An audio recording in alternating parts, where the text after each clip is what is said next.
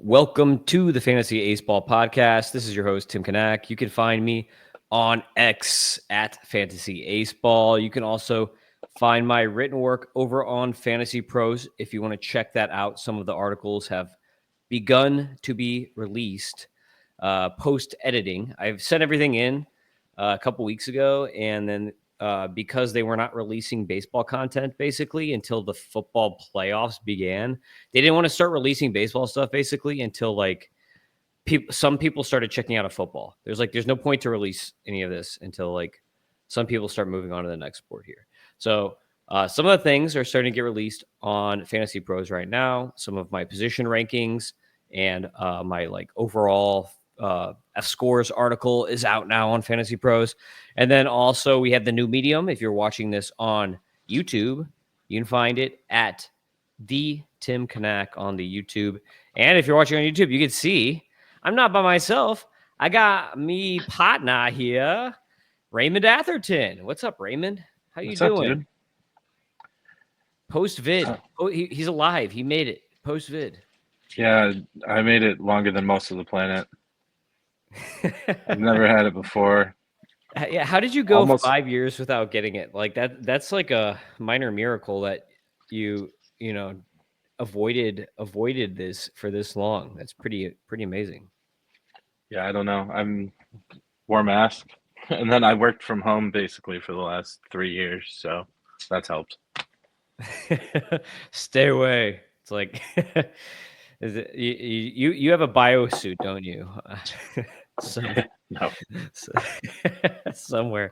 Well, you know what? I know why. This is how you stayed away. And actually, this is probably makes it even more amazing that you haven't got it yet. But your wife is a nurse, so she's probably sanitizes the shit out of everything around you. She had it when no. I mean, she does a good job when she comes home from work in her scrubs, but she had it when our son was a newborn. But other than that, no. Yeah, and you didn't even get it. How about that? Your wife got it, and you didn't even get it. I bet she was mad that you didn't get it. Yeah, probably. I mean, dude, that was a tough single dad, 2 weeks. I don't forget how old her son was, 3 months, 6 months, something like that. I was trying to work full time. It was tough, but I'm through it now. It was just like a little mild cold minus one day. It felt like my head was going to explode. So we're good. It's almost Christmas. Good. Yes. Do you work tomorrow? So we're recording this on Sunday. Are you working tomorrow? I do have to work tomorrow. Yeah, but you're like it's me. no big. I don't have to go to work. Like I said, I work from home, so I just gotta do a little bit of stuff from the laptop. Nothing earth-shattering. Nothing too crazy. Okay, good. I felt like a bad boss making all my people work on the Monday, even though Tuesday, Wednesday, Thursday are off, and we're working Monday and Friday. But gotta make money, making them work Friday is a bit of a dick move, I would say. But Monday, I don't think. I guess if you're gonna do Monday, working Friday is not that bad either. But yeah, well, part of the whole thing too is that I'm in construction, so we have to work around permitting too. So it's if we can work on days where the building departments are open and I can actually get inspections through, then I'm gonna do that, because with this 2-week period in the holidays right in the middle of each week, it makes it like you're threading needles when it comes to permitting. So hence why we're working weird days. But anyway, let's get to the outfielders, because in this podcast episode, we're only talking about outfielders. In the last few, we've gone through a couple positions. And Raymond is like, there's no way we're going to do outfielders all in one. But in the last few podcasts, I crammed catchers and second baseman all into one with a guest, John Anderson. And then we had another one where I crammed in shortstop and third or something like that. So I was doing double positions because we're going quick. This is early previews. We're chunking guys into tiers and trying to figure out tiers more than anything. And we're also going to show you the fScores at the same time if you're watching. So you should see momentarily here as I try to share our beautiful, beautiful spreadsheet from the computer. if I can do it. And every time I try to do this, it's like 'cause I'm so used to Zoom, trying to do it from something else is just weird. Oh, dude, I don't use Zoom. We use Teams for everything. All right, there we are. Oh,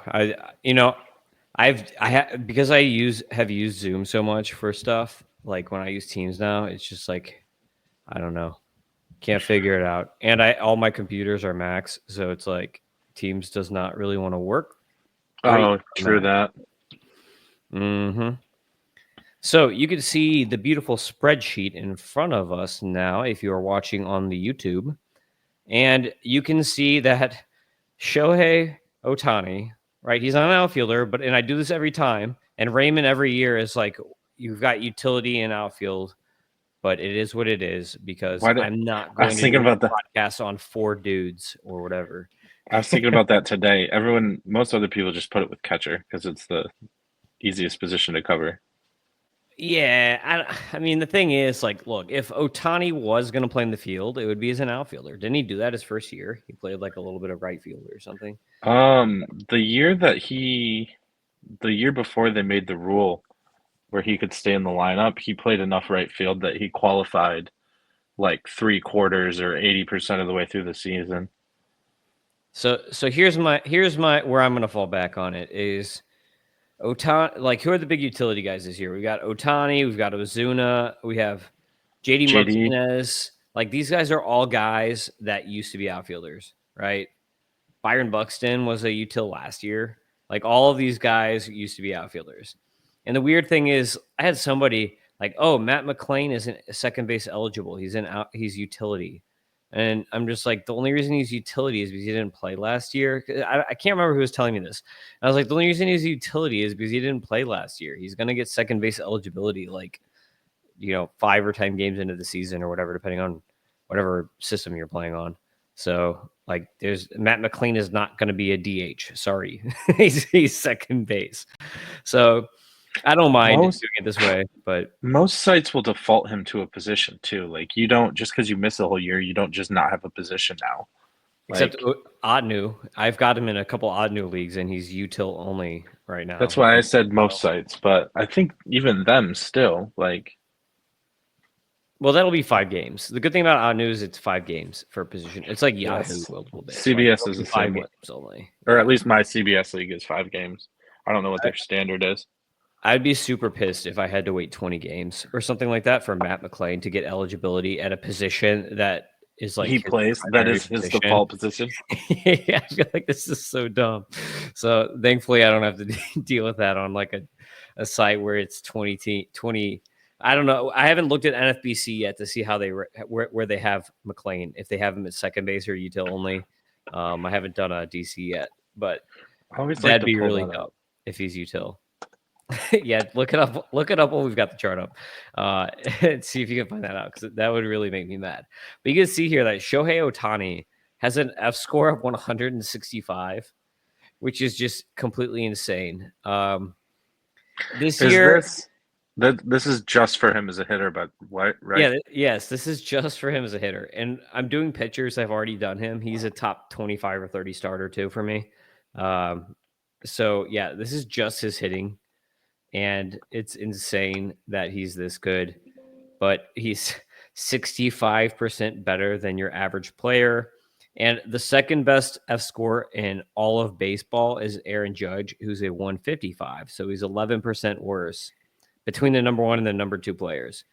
And that's not even including the fact that Otani's also a pitcher. So if you are in a league where there's only one Otani who's a hitter and a pitcher, he is by far and easily the best player available. If you're not drafting him number one, you're absolutely insane, even though he is utility hitter and pitcher. Even in a weekly league, I think that you'd still be insane to skip on Otani for Judge or Witt.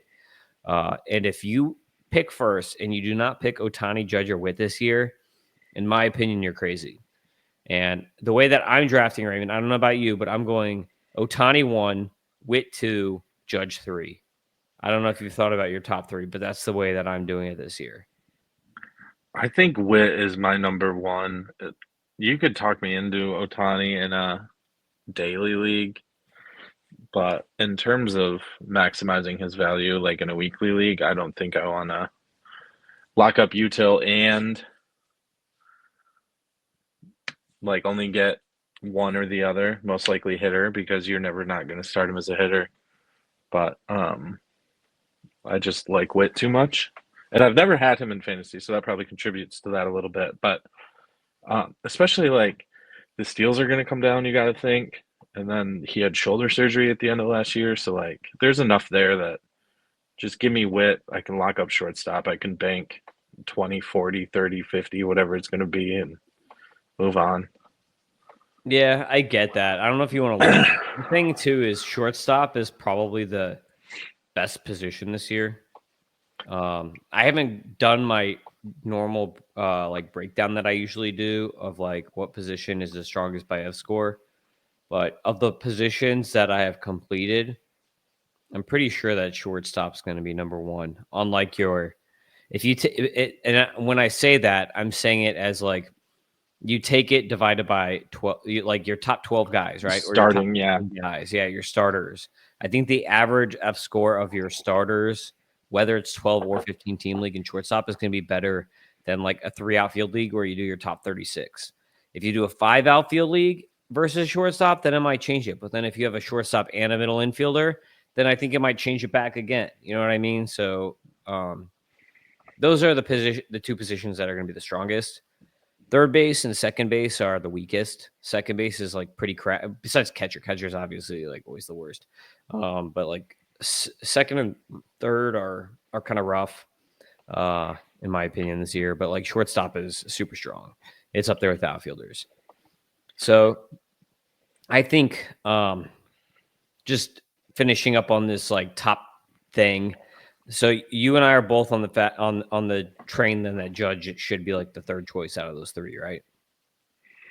Yeah, I just have the injury thing with Judge I can't shake, even though he's been healthy, what, 2 or 3 years in a row now? Yeah, I definitely think they're a top three. If Tucker stayed healthy all year, he might have worked his way into that conversation as like a clear-cut four, but So do you think, based on this, that Ohtani and Judge should be their own separate tier? Or should I be like working Soto into this tier or Acuna, like guys who have been like Acuna has been your number one guy. Like last year, everyone was drafting Acuna number one. And then of course, he got hurt again, as after a 50-50 season or whatever he did.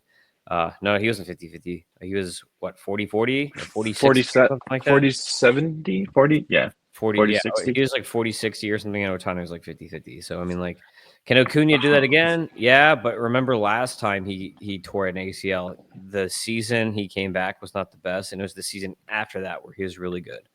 So I don't know if we can expect that kind of same trend where maybe when he first comes back, he's not going to be as sharp.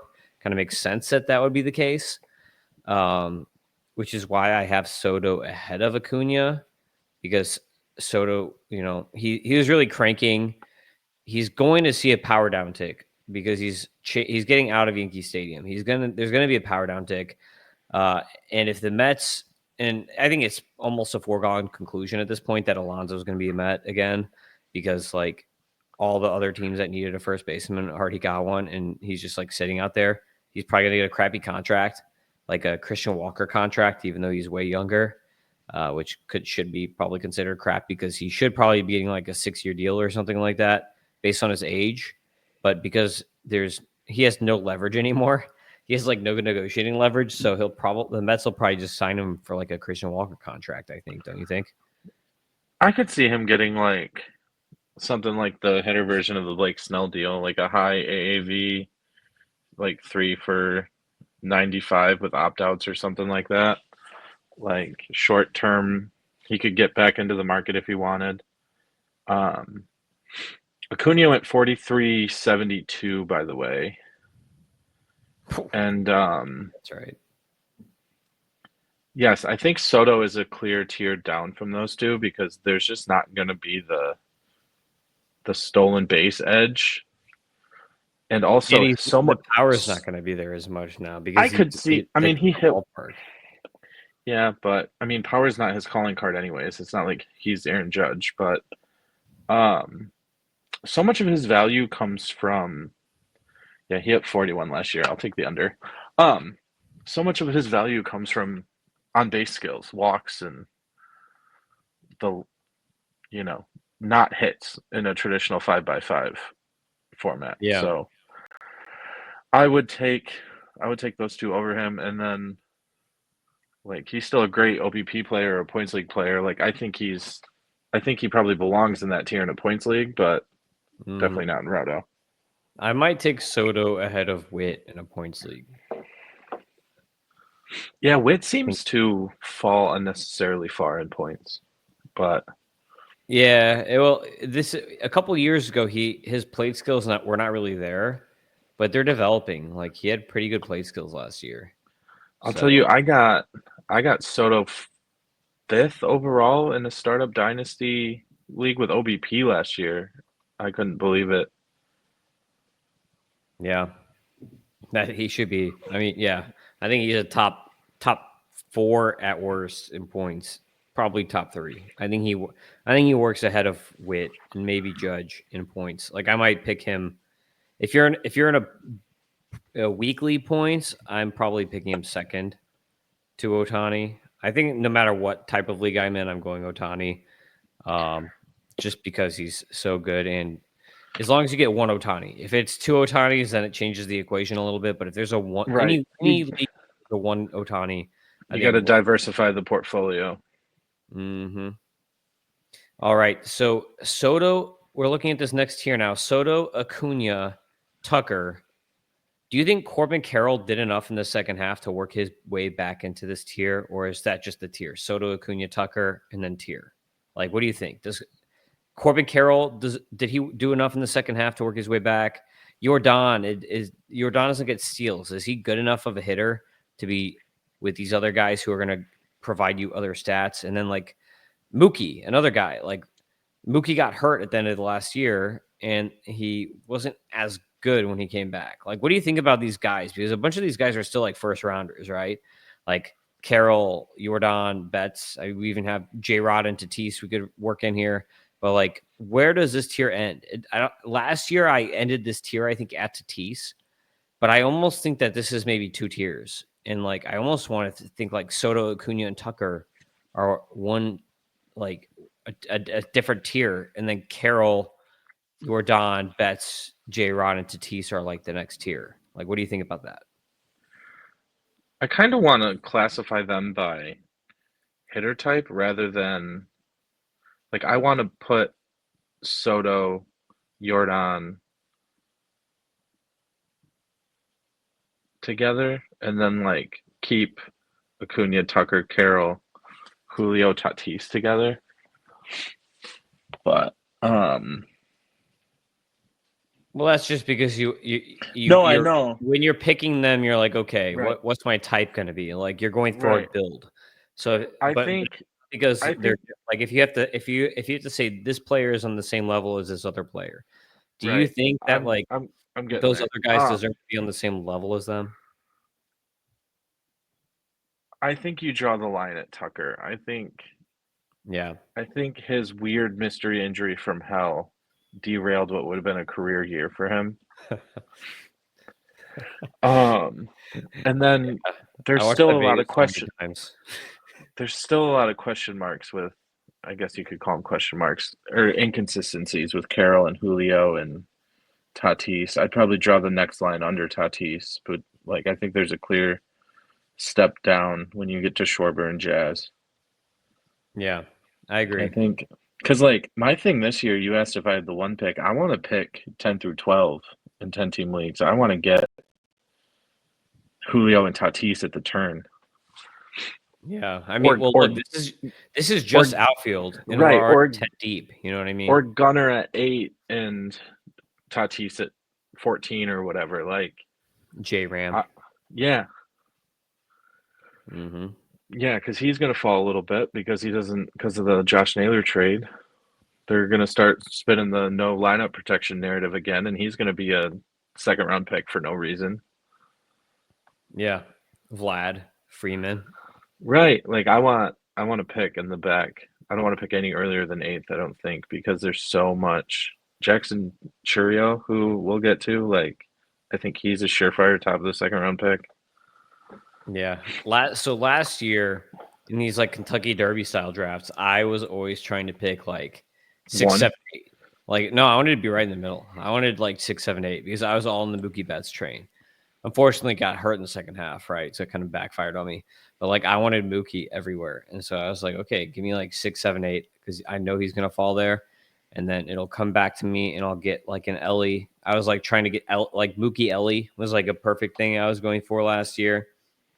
I think you're right. I think this year you're better off at the very back because you could always like you can even like double up if you want a power guy like your Don. You get like one speed guy and one power guy and just be like boom boom right there, right? Like Right. two really solid hitters. Like I feel like the top is bigger this year. Like we have a big like I would call it like a big first round grouping, like guys that could be first rounders. It's wider this year than it is in like other seasons. Yeah, I think it's 16, 15 or 16. You could probably quibble with Freddie Freeman at 17, I guess, if you wanted to, but yeah, I think there's 16 surefire first round hitters. Yeah. I would, even though I love Paul Skeens, I am not drafting a pitcher in the first or second rounds. I don't think this year, unless you pick one, then maybe it So goes to in like the back end of the second round, I guess. But if you want to give me 40 seconds to tell you a story, Sam, who is in FAI, is one of my best friends. He lost or missed out on the playoffs in like what is essentially our home league. It's a super competitive CBS 12 team league with like a ridiculous buy-in. It's gotten out of control. And he's like faded 2 years in a row, and like he lost on the fourth tiebreaker for the playoff seeding. Like he missed out on the 16 2 years ago, and then this year he just fell from grace. So he spent 100 hours, I don't know, digging into like what he did wrong. Like he was analyzing every single one of his decisions he made, who he dropped, why he dropped them. Hysterical. But he basically found out that no pitcher in that league, because that's a league with no bench spots for pitchers. yeah. So no pitcher in that league returned their draft slot, drafted in the first 120 picks. That's terrible. So this year, nobody's gonna be you and he, and now everybody else who listened to this to this podcast. Who just heard that none of you are drafting pitchers. Yeah, I don't know. Like we've talked about it a couple times since then, and it's going to be so hard to like because I think we start 14 hitters, 12 hitters. I It's going to be like so the pitching this year too. We're just talking about like how there's a wider hitter group at the front. The pitchers this year, there's like 70 or 80 pitchers I really like. Usually I only like 45 or yeah. something. Like this year, there's like 70 or 80 guys that could legitimately, I'm like, oh, any one of these like 70 or 80 guys could finish as a top 35 starter, and I would not be shocked. It's pretty deep. Yeah, I just with pitcher volatility and skill change year to year, it's not worth between that and injuries, it's not worth the day to day, week in, week out consistent production you get from these surefire hitters. Yeah, for sure. So this next tier of outfielders starts with Kyle Schwarber, Jazz Chisholm Jr., and like Jazz has the higher ceiling, right? Do you think I'm right putting Schwarber ahead of Jazz? Because I just feel like Schwarber is the same thing every year, very consistent. He even had a better batting average last year than he normally Yeah, does. he turned down the power and turned up the contact, and the on base skills have always been elite. But yeah, if he's going to hit 260 with 30 plus homers rather than hitting 225 with 40 plus homers, I think that is a much better version for fantasy. Yeah, I agree. Um, Because he's not going to hurt you. You're going to actually yeah, get the average. before the standard bat or the league average batting average is like 242 or something like that. So he's getting 260. He's actually helping your batting average. It's not even like a neutral. He's actually helping you. Before, you had to have such a specific build to be like, oh, okay, I took Freddie Freeman, I took whoever else, that's going to hit over 300 to help me. Francisco Lindor in the second to boost batting average. Um, you had to have such a specific build to even consider taking him. But now, yeah, I mean, he hit 248 last year with 38 home runs. That's a much better, much more stable player for fantasy. Yeah, I agree. And that's why and you can see too, look at the beta, a 434 beta. So I said in one of the other podcasts that basically anything under a 5 beta is pretty solid, like pretty stable. If it's over 5, that's when the volatility begins. Jazz's entire beta here, 1295, is actually not terrible for a player like how he is. You can see Corbin Carroll's actually 22 because he just fluctuated so much between being good and bad. So Jazz here at 1295 is, I feel like all of his beta is just based on injury. It's not will he produce? It's more just will he stay healthy? Because I feel like as long as he's healthy, he's going to be awesome. And I looked it up yesterday.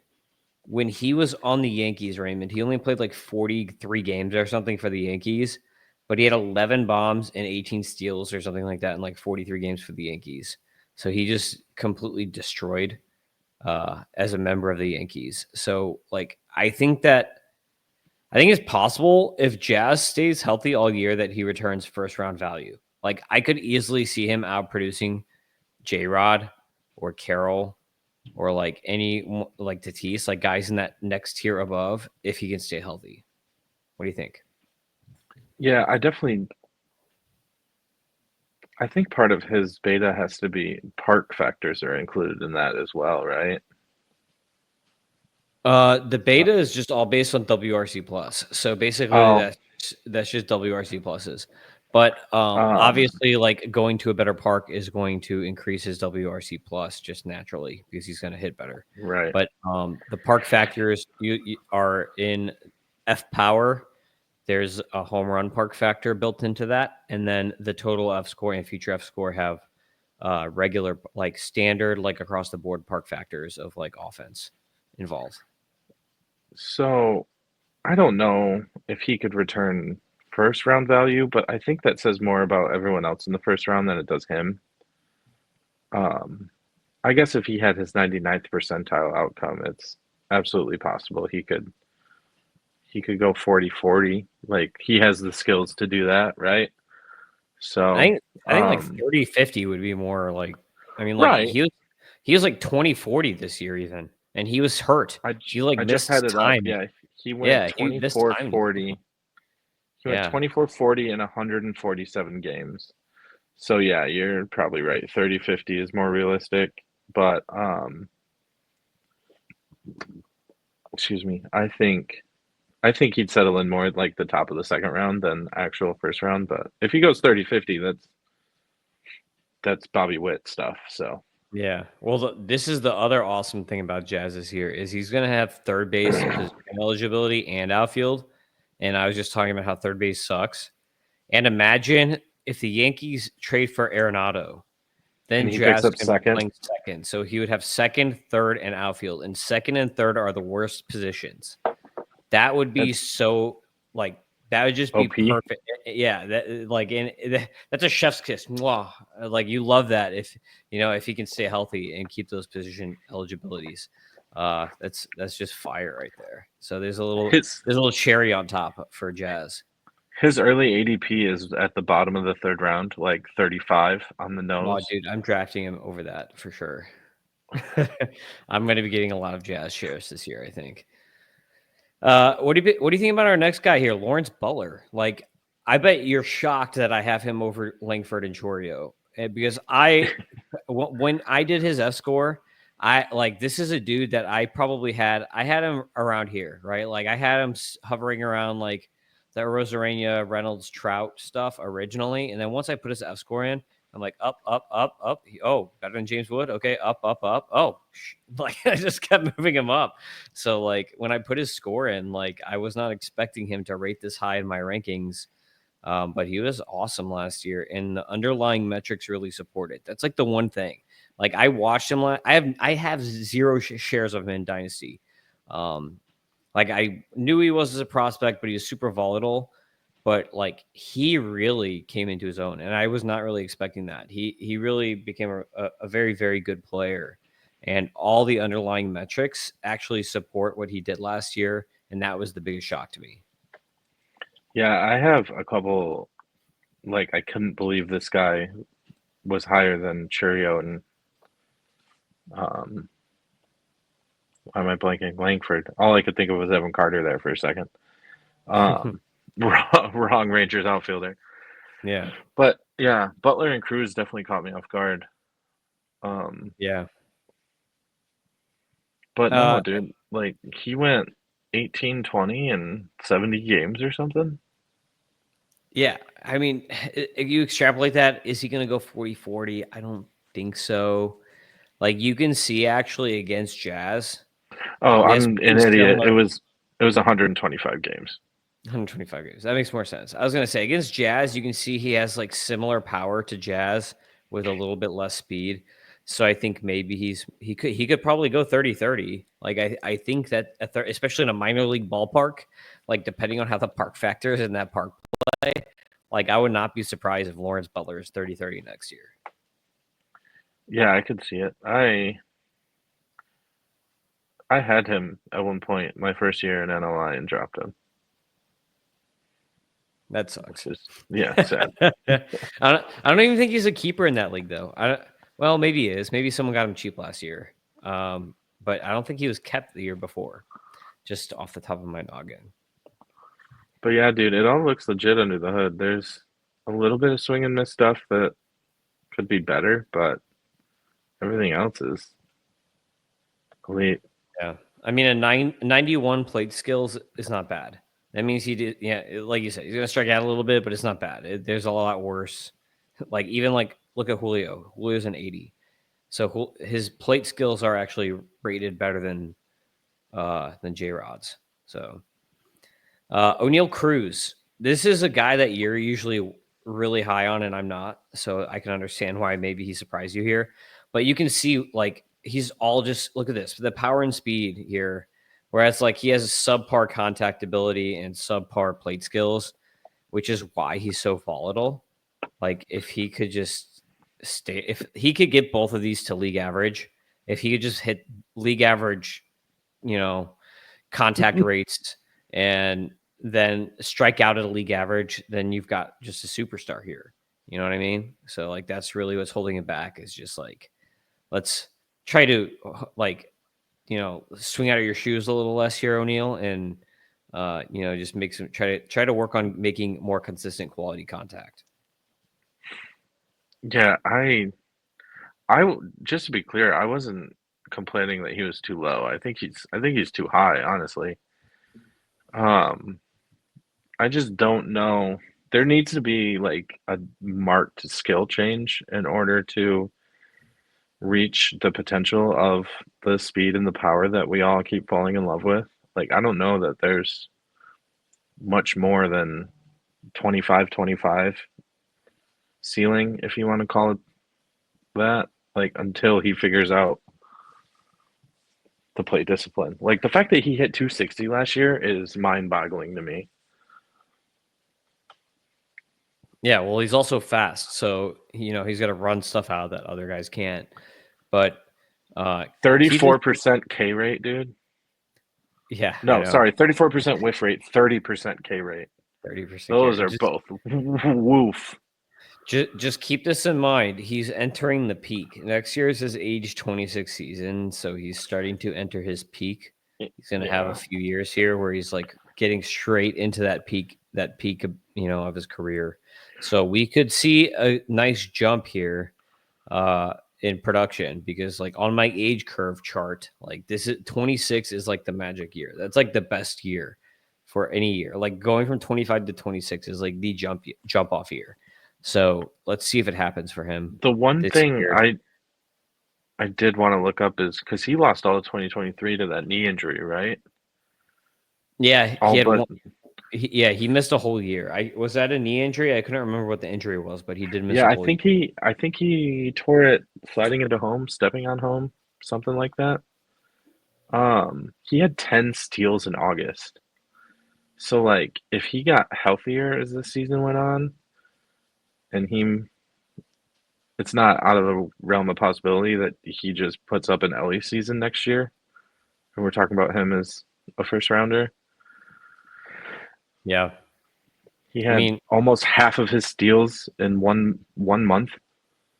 the one thing about Ellie is Ellie has a pretty good hit tool, like a surprisingly good hit tool, and the reason is like his swing is just his bat speed is quicker than O'Neill's. Like O'Neill's bat is a little long, like it stays in the zone.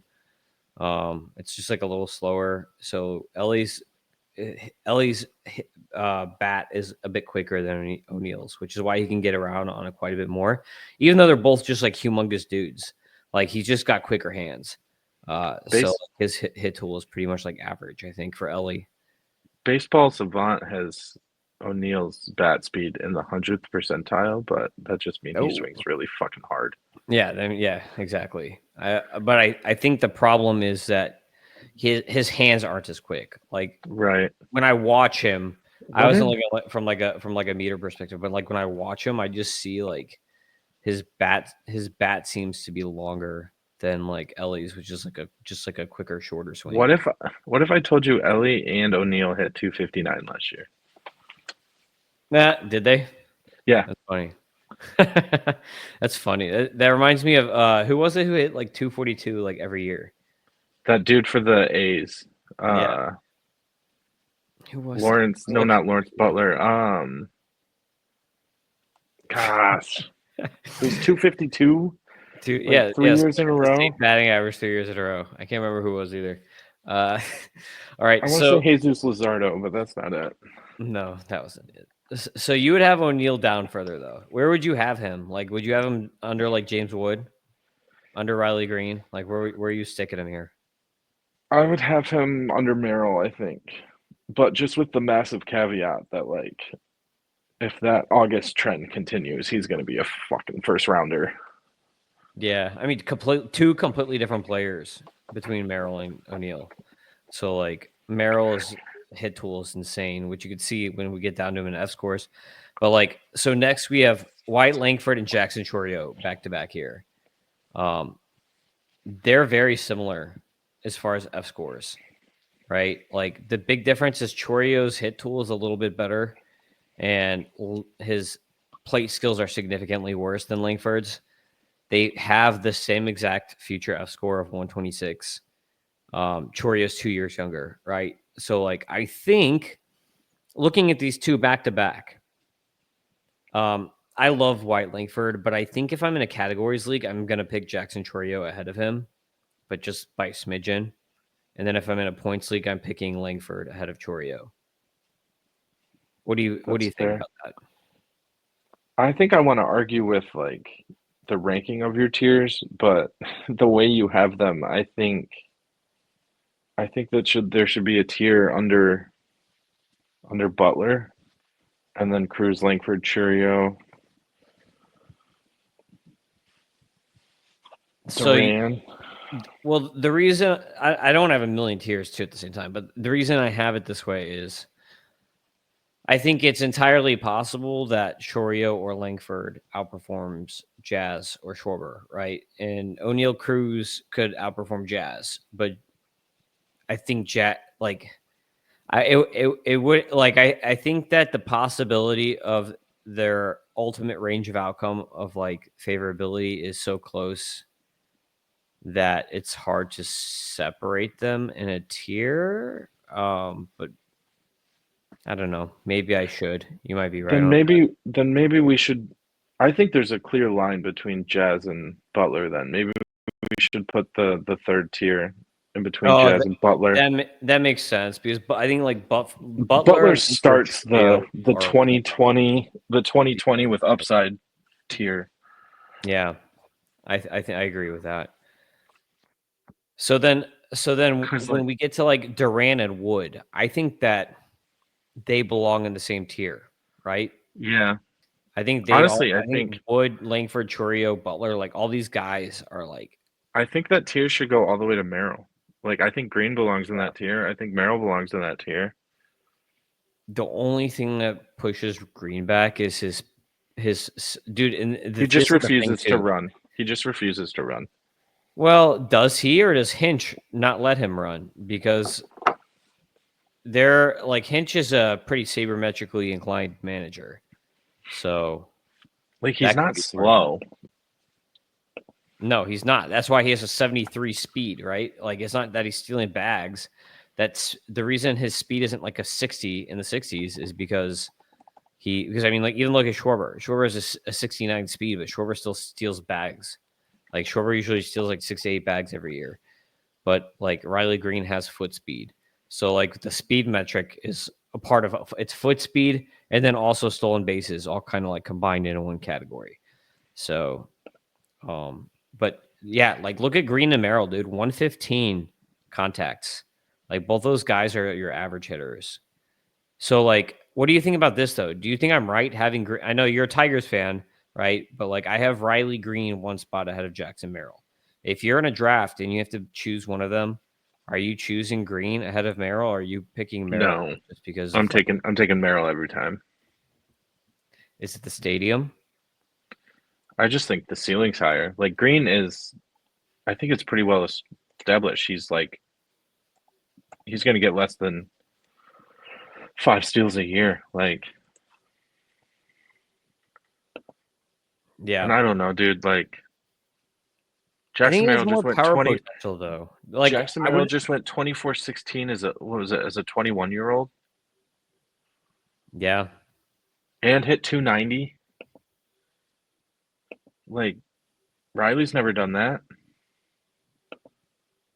I think Riley should be like a regular 300, like 290, 300 hitter. Like he has such a good hit tool. He hit It's just 288 in 2023, but like he's also been hurt 2 years in a row. yeah, and I mean even more than the injuries is like the ballpark. Like it's just Yeah, not an easy ballpark for a lefty. yeah.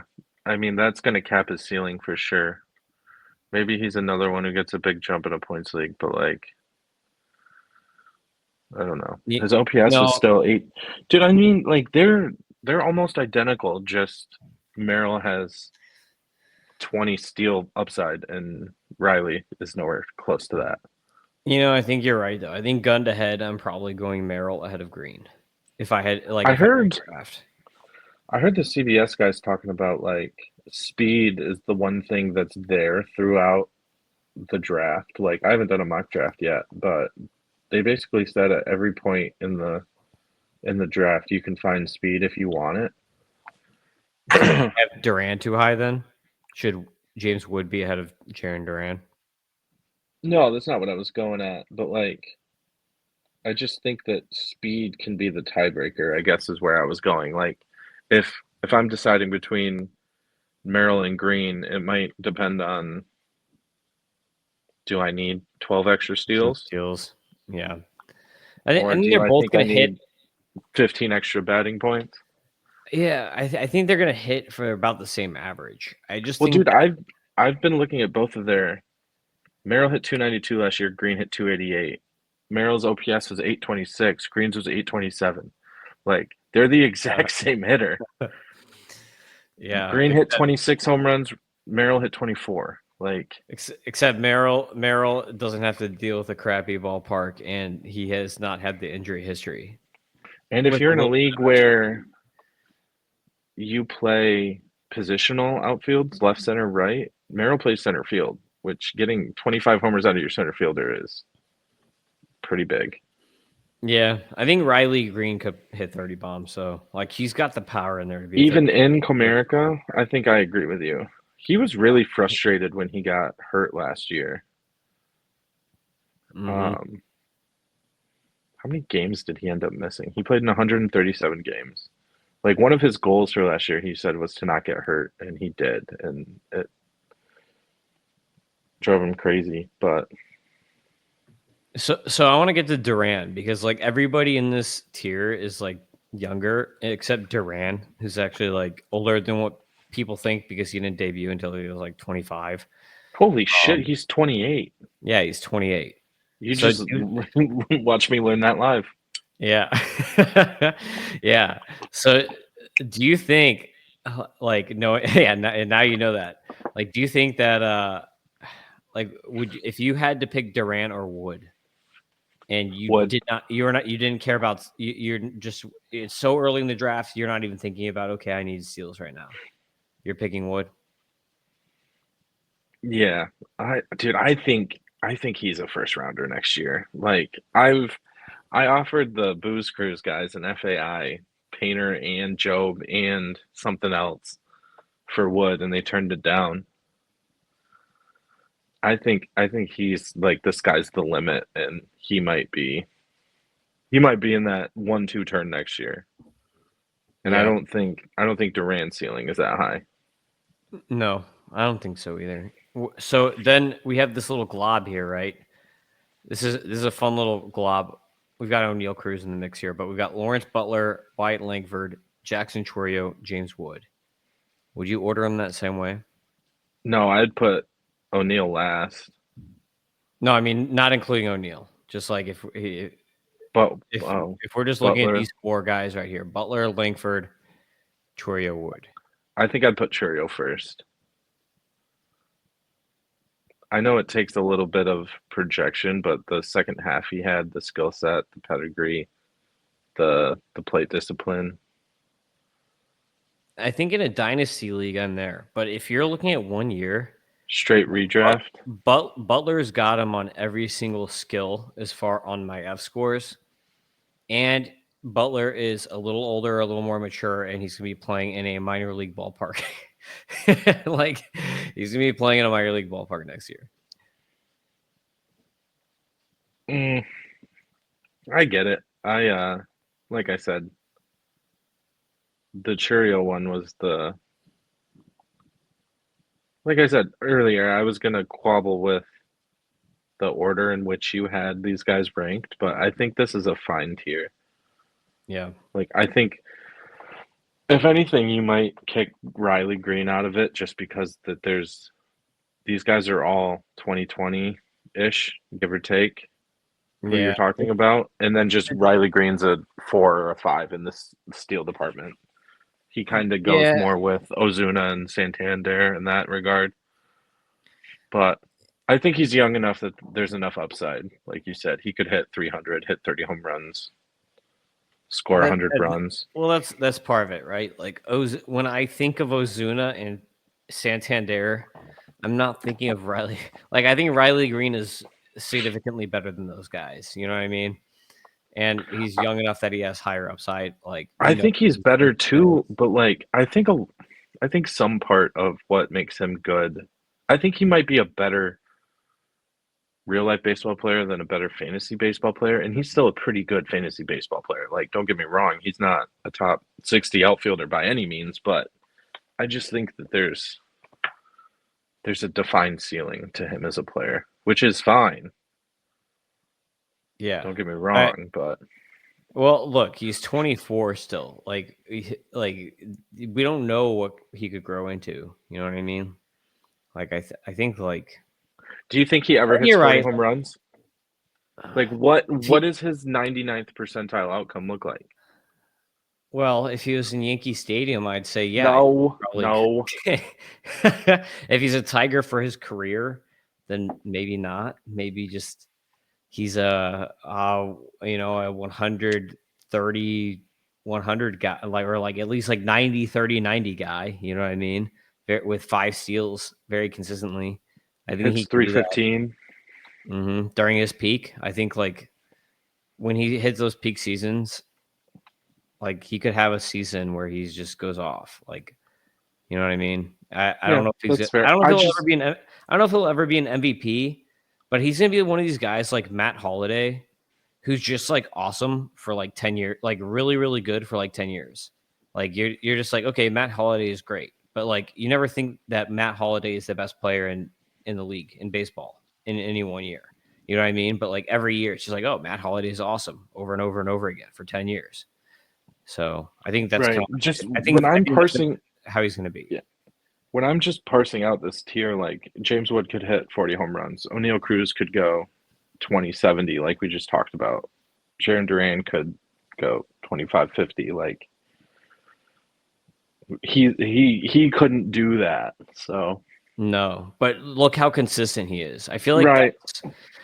that's why he deserves to be in this tier, is because like you know what you're getting. So it's like if you want a really high floor guy that's still good, that's still really good, like I think that's why he belongs here. And he's still young. He's still young enough that there could be quite a bit more in there that hasn't been able to come out yet, just because That's came fair. up so young. He's in a tough ballpark, so he's like not growing in the best ballpark for him, and he's had injuries to deal with. So I feel like it's just he's a type of guy that could have like some nice little hidden breakout coming up at some point. Like I wouldn't be surprised. I'd be super happy with that. Don't get me wrong. Well, I mean, like also look at all these next guys, right? Like we're talking about guys after him that are all in their 30s, right?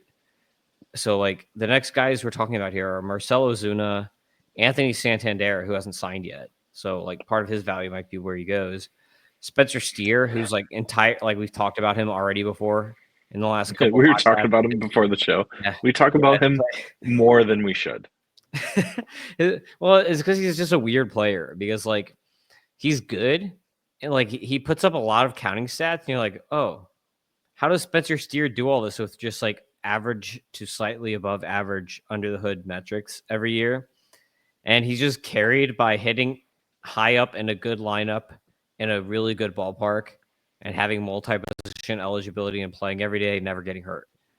That's like all he does. So it's like, he's an above average player to have that will play a lot of games and not disappoint you in counting stats. So like that's why you want Steer. Like I'm trying to think who else was like this, like back in the day. I was doing that earlier today, actually, trying to find a comp. But like I will push back that, dude, he hit 225 last year. Like that hurts. Like yeah, but his BABIP was also like 260. I don't think that he's a 260 BABIP guy. He sold 20 something bags, and that he's a righty. So that's not that something's off there. Like it doesn't make sense. He had some bad luck. I think he's a 260 hitter. Like I just think that's what he is. I think he's a 260, 340 guy who's going to go 2020 and hit 90 runs and 90 RBI because of the lineup around him and where he hits in the lineup, and he's in an awesome ballpark. Does Baseball Savant not have BABIP?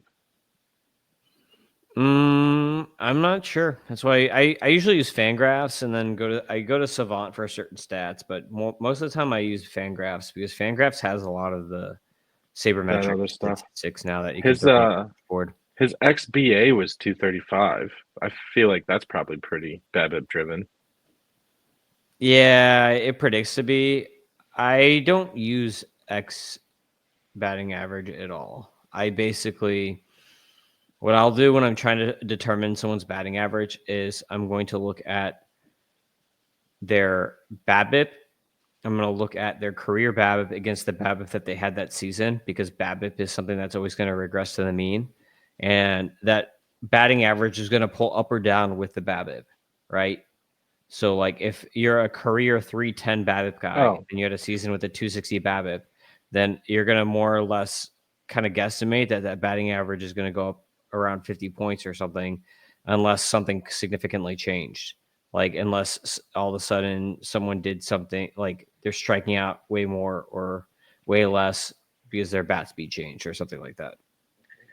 Yeah, you nailed it. His BABIP last year was 260. But what if his outlier was 2023 when his BABIP was 318? I know you said you don't want to get into super individual players, and we all acknowledge that he's not as good as your ranking, and it's ballpark fueled and lineup fueled and everything. But yeah, well, I just think the floor could fall out. That's why I'll use the career BABIP. So his career BABIP is 288, right? and then he had a 260 BABIP last season. So we can Right, assume but that his average should float back up about 30 points to 255, based on just based on regression to the career mean on BABIP. But all I'm saying is he's been in the league for 3 seasons, and his BABIP has been 269, 318, and 260. Like, that 318 is doing a lot of work in that 288 career BABIP. That's true, but then everything else is the same. So that's the oddity. Is like even last year, his zone contact rate was better last year. So like his zone swing rate is 65, 66 every year. His zone contact rate is always 85, and last year it was 90. So it's weird that he hits more balls in the zone, but then the BABIP goes down. His walk and K rate are basically the same thing every year. His chase rate's the same thing every year. His swing strike rate's the same thing every year. His ISOs, his EVs, his max EVs, like everything is the same across the board, like every single year. So like I think that everything for Steer is just going to regress closer to the career mean. I think his career stats, because like he's very consistent. So I think his career stats are just going to be close to like, if you just take his career, which is a 245 hitter, right? With 45 bombs and 40 steals in 342 games, which is basically 2 full seasons. It's a little more than 2 full seasons. You almost just divide his career line by 2, and like that's going to be close to what you get, I think. So, which is which is a close to 250 hitter 2020 in the Reds lineup, which is pretty good because that means you're also going to get 90 RBI and 80 something runs. Yeah, he's useful for fantasy, but like, no one's gonna be like, "Oh man, good pick." Oh yeah, like, oh for sure. He's draft but like, you draft Spencer Steer to fill a hole. You get him because you're like, this guy plays multiple positions, and if someone gets hurt, I want to be able to plug a few holes and not have crap production. And that's what it's he does. almost like you draft him hoping that he's mostly on your bench. No, you draft him as like a super utility guy, right? Like you like everyone could win. Like Spencer Steer would be like the perfect dodger, right? Because then he would just float around every position because that's his what he 80 do with people. His ADP is the start of the 8th round. Yeah, which is okay for that because if by that point you already have 5 or 6 hitters, or whatever, 5 hitters, 2 pitchers, so that makes sense. But like this is my point here. Like, look who is around. Like, I'm gonna draft Ozuna and Santander ahead of him, but like Yelich, who I have right below him, is going to be way better on a per plate appearance basis, right? But Yelich is always hurt. Like, this is what kills Yelich is his 75 durability. Because Yelich is good enough that he would be in this like next tier above, or he'd probably be with Schwarber and Jazz, if he was playing 150 games every year, but he's not. So that's what kills Yelich. Is there enough replacement value in whatever you put? Like, Yelich went 11 and 20. He had 11 bombs and 21 steals. Like, even if he plays half the season, and he hit 315. God, dude, he's so good. Yeah. It depends. I know you're going, but it depends on the depth of the league. No, I know. Like, if you're in a 12-teamer, then yeah. Right. Like, if you can bank Yelich, you can get most of Spencer Steer's stats in half of the season with Yelich, and then whatever else you get by replacing Yelich. Like, I'd almost rather go that route. Like, that's what I'm trying to get at. Is like, Steer is the definition of an accumulator. Yeah, I think you kind of hit the nail on the head right there. Like, you want Yelich if you're in like a 10 or 12 team league, but Steer is great for like a 15 or 20 team league, or like a league where you just have a ton of spots, right? Just because he fills in. So like Yelich, if you're in a 10 or 12 teamer and he gets hurt, it's pretty easy to just IL him and find somebody on the waivers to backfill. But imagine you're in an NL only league or something, still like what we did last year, the CBS NL only league. if Yelich gets hurt, you're screwed. Like, who are you putting there? Some guy in AAA? You know what I mean? Right. Like, you're gonna Bro, have. that's why.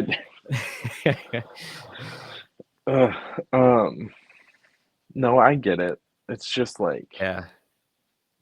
Spencer Steer's not for me, I guess is where I'm getting at. Like it's just there's just nothing appealing about it. It's like, yeah, he can play multiple positions, but like It's all based what on if depth. it's like what if you got like 1/3 of Mookie Betts?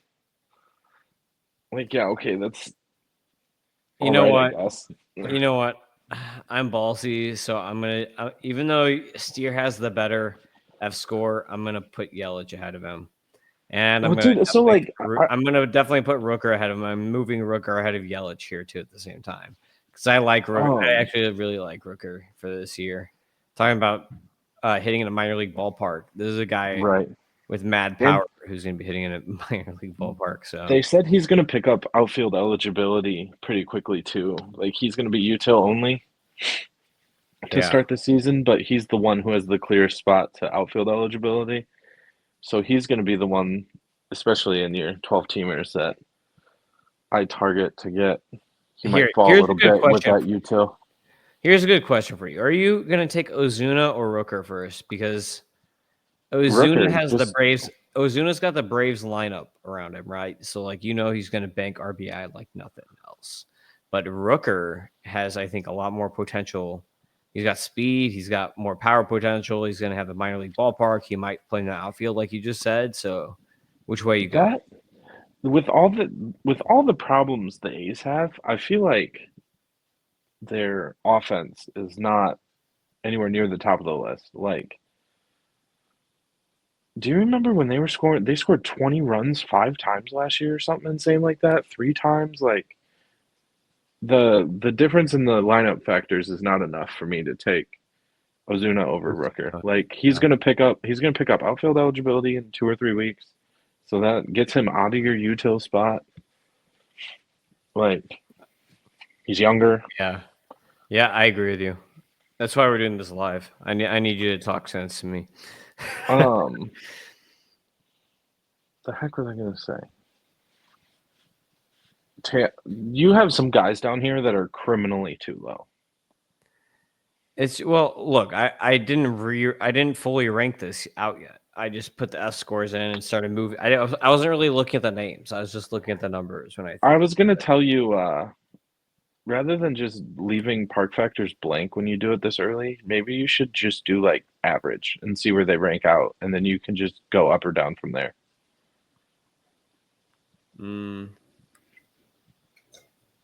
What do you mean? Trying to think about what you mean. Like, because you always highlight your free agents to see where they go, and then you re-rank them, right? Like, just pencil them in for middle of the road. Well, that's what I did. So, like, everyone that's highlighted as a free agent right now, their park factors are just 100, right? Like, it's just even park factors, 100, 100. Fair. Okay, cool. We're on the same page then. I thought you just they were a 0 and then they. Oh, no. I just use even like an average park, right? So then, like, if Santander signs with the Giants, then his power is going to go down and his fScore is probably going to go down 1 or 2 points because San Francisco sucks for hitting. So, just depends. All right, so where's this tier end? All right, yeah, that's what I want to figure out here. I almost want to. I think Steer needs to go down a couple more spots, or you draw the line at Yelich. I think Steer and Hap together kind of makes sense to me, right? They're pretty similar players, really. Hap might be a little bit better actually than Steer, but I think Steer has better like surrounding factors around him, even with Kyle Tucker going to Chicago. And then Suzuki too. Like Seiya is pretty good, but like Seiya, Hap, and Steer are all probably gonna have pretty similar seasons. And I think I'll give Steer the nudge just because he's younger and because of the position eligibility. Then like Dominguez, here's a big question for me, right? I really want to, as a prospect guy, like jump Dominguez up with like Yelich, Santander, Ozuna, and Rooker. but he hasn't done anything to deserve that yet, except for like the 7 games or whatever he played. 6 good games. Yeah, I know, right? So you think I should leave him under Sale where he is right now? I think he needs to go down like 15 spots. He needs to be down by like Dylan Cruz. Well, we can talk about that when we get to those guys. What about Teoscar? He needs to be up with Riley Green. You think Teoscar deserves to be with Riley Green? I think Teoscar is more of a Santander, Ozuna, Rooker type. I think he should be up with those guys. Oh, that's fine too. Like he's gonna what, dude, he hit 30 home runs, 100 RBIs. Like what are we doing? Unless he goes back to Seattle where he can't see the ball. Well, that's the thing. We don't know where he's gonna be yet, right? So like, and he had 12 steals, and he hit 270. Like he deserves to be ranked ahead of Riley Green. But it seems like he's not going to be back in LA. I think whoever flinches first. I think he wants too much money, and I think they both want a reunion. Just he wants more money, and they want less. Yeah. But also, I really want him to go somewhere else so that they'll trade for Luis Robert. You're big on Robert this year, aren't you? Well, dude, I traded for him in NLI, so I was like, I might as well just go all in on being a Luis Robert fan. Yeah. And somebody's got to root for the White Sox. He's not going to be a White Sox, and you're actively rooting for him to not be a White Sox. All right, so Randy Arozarena, tough, like kind of a tough year last year. You're putting him ahead of the rookies then. Who, Teoscar or Randy? No, Randy. I already moved Teoscar up here next to Ozuna and Santander. Okay, yeah, that's cool. Yeah. I'm not a Randy guy, and I just think, how is Dominguez? Like, I get the prospect. I know, I get the prospect hype, but like, it's been 4 years of prospect hype, and he looked so bad in the majors last year. He wasn't getting full playing time though. You gotta give a guy full playing time. You can't just kind of half put him there. Heston Kjerstad looked pretty good in his half playing time. Did he? He's like way down. He looked better than Dominguez. Yeah, I would expect them to be in the same range. No, Dominguez is so much better than Kjerstad, and Kjerstad's also like 4 years older, so that dings him a little bit. I just think. Look, I think yes. To answer your question, yes, Randy over the rookies, Brian Reynolds over the rookies, Colton Cowser over the rookies. They're going to be drafted above them, but I don't know if they should be. That's the thing. I think you get to prospect hype. And this is one of those where it's like Brian Reynolds went 25-25 last year. And you're going to rank Jason Dominguez and his hypotheticals over yeah, I mean, like that's the question, right? Like, what do you want from Jason Dominguez this year? Do you want him to be Randy Arozarena or Brian Reynolds in 2020? Right. Obviously, Brian Reynolds' ceiling is a little bit more capped, and he's a little bit more older. But like, you could talk me into like sliding him right between Riley Green and Brent Rooker. Like, that lineup is getting better. Like, he's all right. You got me. He's criminally underrated, but like, I mean, they're talking about him picking up first base eligibility. Are you picking? Okay. I might have oversold the Cubs. Going back up to the Cubs here, are you picking Reynolds or Seiya? Like, I think Seiya's him on the steals. He went 24-10 last year, so he's not a 2020 guy. Don't listen to me. But I'll take Hap over Seiya. Yeah. Hap over Seiya, and then Seiya over Randy.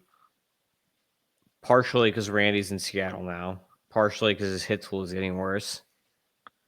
And then Reynolds, versus Randy is a tough one to me. I feel like it's like you go Randy if you need steals, you go Reynolds if you need batting average at that point, right? Right. Yeah, I can live with that. Colton Draw a Cowser, line at he's kind of in the same world with those guys, like 2010, like something like that, 25, maybe 25, 10. Dude, can we talk about we have this conversation every year, but what are the Orioles doing? Yeah, 24-9 last year. OPS is a little bit lower. Can't hit I think, lefties. see, here's the thing. I think Dominguez and Campbell can outperform him. And I like them better as prospects, and he was just a prospect. So I think I'm justified in putting those two guys ahead of Cowser for that reason. Yeah, I mean, I guess I get it, but like you're just chasing ceiling at this point. Like Well, a little. Dominguez is I going to just start don't. for the Yankees this year, so you don't have to worry about playing time. I mean, you Cowser, do if he's absolute trash for a month and gets sent down. yeah, but can they? I don't think there's even anyone in the wings to send. Like they don't have Verdugo anymore. There's like no one else there to block him. They don't have Soto. They don't have Verdugo unless they bring someone else in. But at this point in time, I feel like he's pretty safe. Campbell, on the other hand, you could make an argument for it that like the Red Sox are super loaded in the outfield. They could even bring in more guys. Like, is Campbell going to break camp? I think he should, but that's not a guarantee. So I think y'all go. I'm going to put Cowser ahead of Campbell, but not Jason Dominguez. Yeah, if you want to sell me on Dominguez has a job to lose, I guess I can handle that. And then just Cowser's ceiling isn't that high and his playing time isn't, that of a Freddie Freeman. He's not going to play 160 games being a young left-handed Oriole. So I could get behind that. But like, dude, why is Michael Harris 39th? What is We'll get to him. We'll get to him. This it's is just okay. So we're gonna close this tier out, and then because you're right, we're not gonna get to all 200 whatever outfielders I rate. So we're gonna close this tier out, and then we're gonna call it a podcast. But we're gonna close this tier out. This big tier here, and maybe we'll have to subdivide it. But like, we'll probably. I think I'm gonna cap this tier at. What do you think, Ramos? Is Ramos the end of this tier probably no. with these names? I think I think there Or should be delay? one maybe like at Suzuki and then yes, Ramos. So there's two here. Well, I would argue that Arozarena and Reynolds are very similar to Suzuki, Hap, Steer. I feel all Okay, those then positions put it after Reynolds. That's fine yeah. too. Because like I think there's a clear like floor with Reynolds and Rosarena Well, I think and it's like App and all this. those all I those think it's guys. like Like this, dude. I think it's like this. I think Rooker, Ozuna, Teoscar, Santander, and Yelich are their own tier. And then we've got this tier of just like these solid 2010. For Steer's 2020 are the worst batting average, whatever types, right? Like Steer, Hap, right. Suzuki, Rosarena, Reynolds. Then we've got some upside here with Dominguez, Cowser, Campbell. And then we've got Mike Trout here. What are you doing with Mike Trout this year? I've just gotten destroyed on him so many years running now that like I'm just out. I think last year I was not really in on him. I There's one, think was it last year or 2 years ago where we both drafted him? Was that last year? Was that 2 years. I think it was 2 years ago where we both had him in yeah. TGFBI. And yeah, and then we both got owned by him. And then I don't think I had any Mike Trout shares last year. And then he was awesome for like a month and then got hurt and missed the rest of the season. So I want to put him with Yelich, but like Yelich was so much better all around while yeah. he was healthy that like I mean the nature of the injuries are both equally worrisome, knees versus back. Like Here, it almost makes me think that we should move Yelich down, but I think this is that's the thing. probably fine. I think This he's is the thing. fine.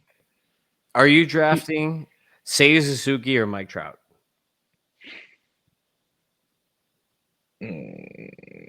Probably Trout, just of who I am as a drafter. But like I could understand why someone would take Suzuki over Trout. I think this is another one of those questions where it's on league type, right?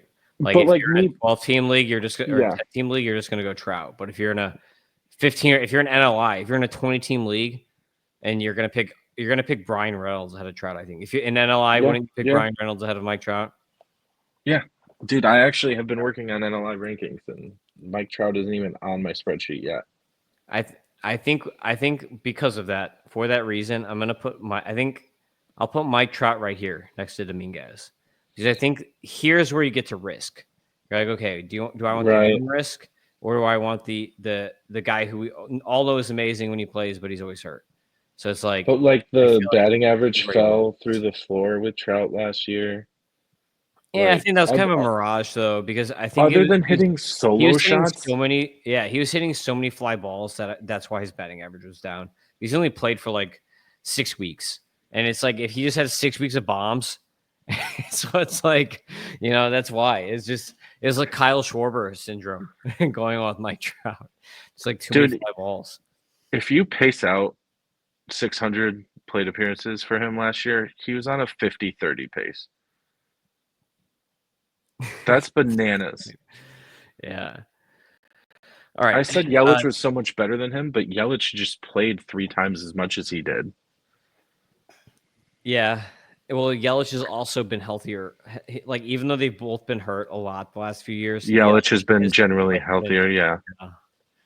So Josh Lowe is the next guy, and I think he's like just like a worse Jaron Durant, right? Like, what do you think? Is With that what he worse is? He's a platoon guy. He's like a platoon. yeah. He's a platoony worse version of Jaron Durant that will never play every day just because he's a lefty on the Rays.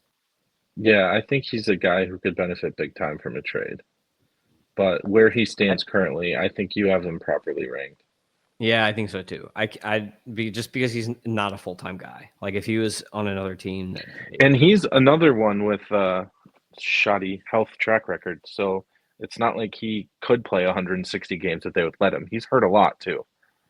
yeah. What about Steven Kwan? I think he belongs here just because of the batting average. And because Yeah, he's just a souped up in a version. points league, then you're like, oh yeah, Steven Kwan points, boom. So He's a souped up version of Luis Arias. Like he's what everyone thinks Luis Arias is. Like yeah, I don't know. He's the power was legit for a little bit last year, but then faded, and then the average is just yeah. I mean, his the plate. carrying tool.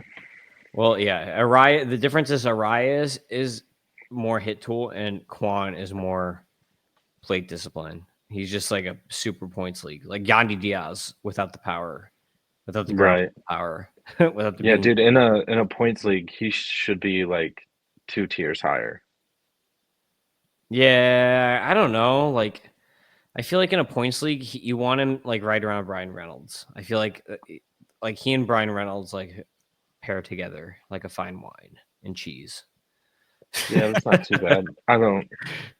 He just like, especially in leagues that give you negative points for strikeouts, I just think that he's more like I'd take him over Steer in a league like that.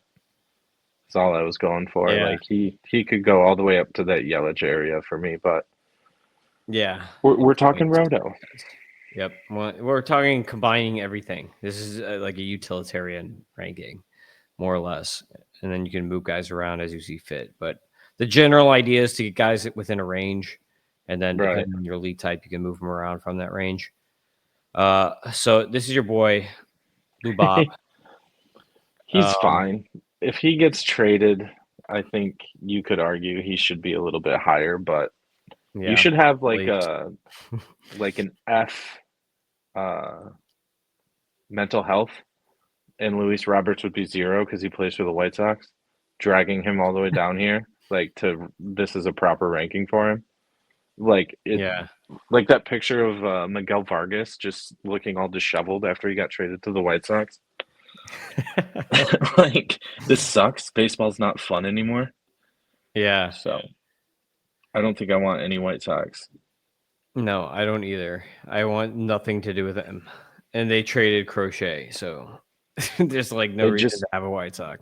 They just got to trade Michael or Luis Robert, and we'll be fine. No, there will be 0 White Sox draft. If you're in a 12-team league and there's a White Sox, it's a shocking discovery.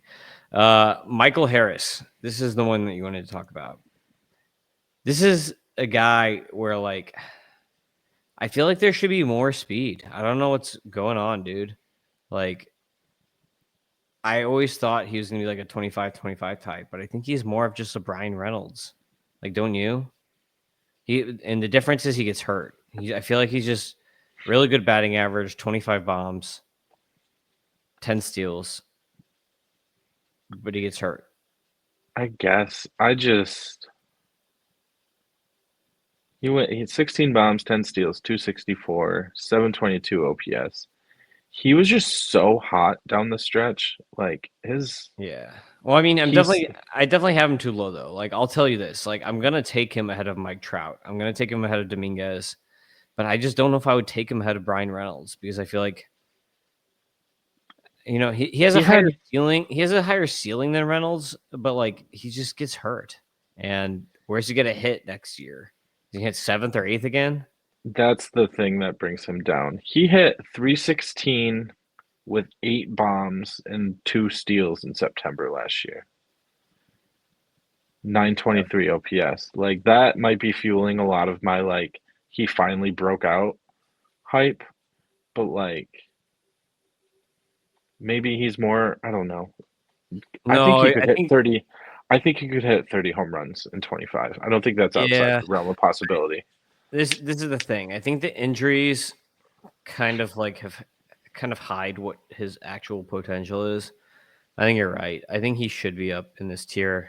I Like don't think I can put him ahead of like Teoscar though. I think he's got to be no, no, no. like right I don't above think you Yelich. I should. think this is like the spot. Like I maybe even like That's fine. You couldn't put depends him. on like I'd probably put him ahead of Santander too, but I think like he should be like it should go like Rooker, Ozuna, Teoscar, then Michael Harris. Do you remember when people were taking him in the second round of like high stakes leagues last year? Like the Yeah. hype was out of control.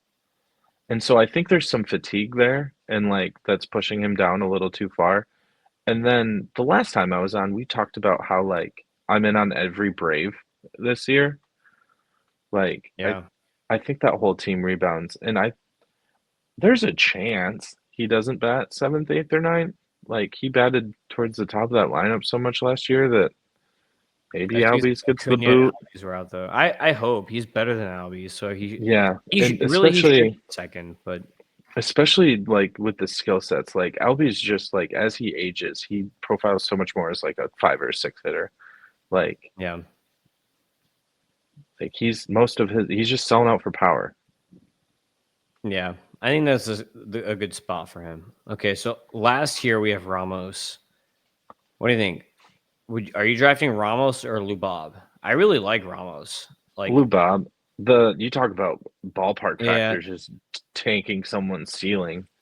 if he gets to Philly, I don't know if they haven't. They just traded for Lazardo though, so I don't know if they're going to make another trade and add even more salary now. Bro, But so I feel like they have to trade. They're trying to trade Bohm and they're trying to maybe trade Cassiano. I almost feel like they have to trade Cassianos to get rid of to add Bob. I don't think they can add Robert without trading Cassianos' salary. no, I think Dave Dombrowski came out and said, oh no, he came out and said they're not gonna pay for anyone other than Sasaki. But I don't think they're gonna trade for Robert. Like they're not gonna save any money. He's on a contract, like a real contract. It's not like he's in his last year of ARB or anything. But I'm pretty much holding out hope for the Dodgers. Maybe somebody pays Teoscar. This is what should happen: three-way trade. Robert should go to the Mariners. Luis Castillo should go to the Red Sox, and then the Red Sox send like Marcelo Mayer or something to the White Sox. That'd be that'd be fine. I think They that'd just be a made a good trade trade for though. everybody. No, I know they just traded Teal for Crochet, but the Red Sox if are trying to get another pitcher is kind of the word on the street. So like if they don't get Burns and if they like maybe they get Bregman, they don't get Burns. They add Bregman, and then they move another Devers pitcher. to first. Yeah, so if you sign Bregman, you already have. Yeah, you move Devers to first. Well, I guess they'd be training Casas. Apparently, the Mariners really want Casas. So If I were the Red Sox, I would not trade him. I think he's really, really good. I guess, yeah. Well, you could do that too. I guess you could get Casas involved and do some sort of But triangular. like, no, But I read an article. The Giants are really excited about Helio Ramos. Like, did you know that they've had a different left fielder for like 20 consecutive seasons? I'm not surprised. Conforto, Haniger, like Yastrzemski, probably played there 1 year. He's been all over that outfield. So, yeah, Jock. I'm not surprised. Jock, yeah. No, Jock played right field, but Hunter Pence. yeah, Hunter Pence. Yeah, Pence was there for a while, but I think Yeah, Pence played that's more what left he field was too, like didn't the last consistent one. he? Yeah, it makes sense. I like Ramos. Everything read well too. Under the hood, like he was breaking out, and I was just like, okay, what's his BABIP? Does he have a 400 BABIP? Does this look fake? But like, look, he has a 110 contact. Like the dude makes contact. His plate skills aren't all there. He doesn't walk a lot, and he strikes out more than you might want. But like, when you have a really good hit tool and also really good power, like things are going to play well for you. His BABIP was 329. Yeah, see, like I remember when he was breaking out, I was like, this dude, like I didn't look at the stats yet, and I was like, he probably like a 400 BABIP, and I looked it up, I was like, oh, actually no, I was like, this is real because I'd watched him for years, like being a prospect guy, like I remember years ago when he first came up, and then he kind of busted, and I was high on a few years ago, like I had a top 100 prospect, like I don't know, 3 years ago when I first, like 3-4 years ago when I first started doing this, so like. I've been watching for a while, and I just thought he was just like like a year ago. I just thought he was toast. You know what I mean? Like I was like, okay, he's done. But Dude, a 200 ISO in San Fran for a right-handed hitter is not bad. No, not at all. All right. Well, we made it an hour and a half, Raymond. We're going to call it a podcast. So those are the tiers that we have so far. We'll have to do a part 2. Maybe we can do it after the new, like, in between New Year's and Christmas or something if you're down. But let me know. I'd like to. And, yeah, we'll do a part 2. Part deuce. I got an Ian Happ Raymondism for you. Yes, let's hear it. Players to go 80, 20, 80, 10 in each of the last 2 seasons. So that's 80 runs, 20 homers, 80 RBIs, 10 steals. Bobby Witt, Francisco Lindor, Gunnar Henderson, J. Ram, Shohei Ohtani, and Ian Happ. Really? Reynolds didn't do it? I'm actually surprised. We were just talking about how consistent Brian Reynolds is. He's probably struggled to hit the runs or RBIs. Or the steals by like 1. Maybe there's a year he had like 9 steals. Right, he had 9 steals. Yeah, because I think he had exactly 10 last year that we just looked up. Yeah, because he's always like 280, 20, like every year. Right, so, book it, yeah. Yeah, that's a good one. Alrighty, so you can find Raymond on the X at Raymond Atherton. You can find me at Fantasy Aceball. The YouTube is the Tim Kanak. I was just gonna say, if you want to see me quote tweet every single Luis Robert trade rumor, you should absolutely follow me.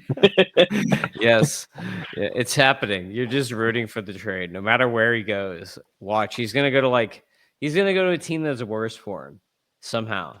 The Mariners I guess the Mariners would be slightly better just because he'd be in the same lineup as Julio and Randy, but like that ballpark is not good.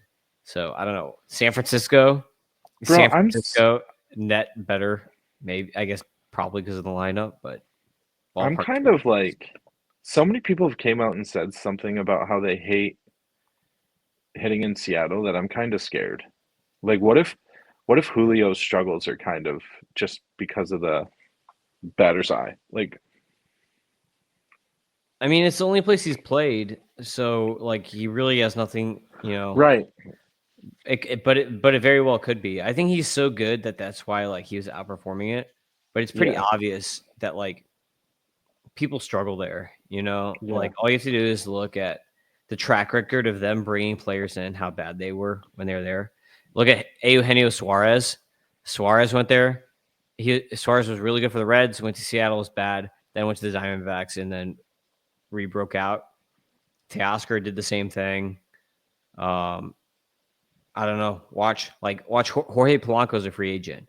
Watch Jorge Polanco sign somewhere for like 1 year, $6 million, and then he just is really good again. Like 280, 20 bombs, 5 steals.